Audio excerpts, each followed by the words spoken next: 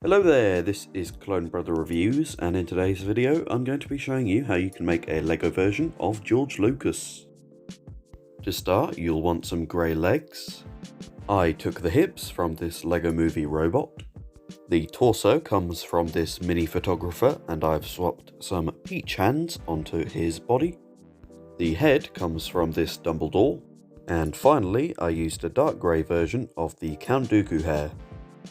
Doing that correctly should result in a minifigure that looks like this. Feel free to pause here if you need some time to build it.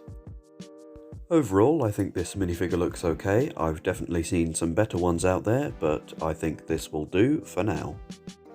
If you have any ideas for any minifigures you'd like to see in the future, feel free to let me know, and I will get around to it at some point.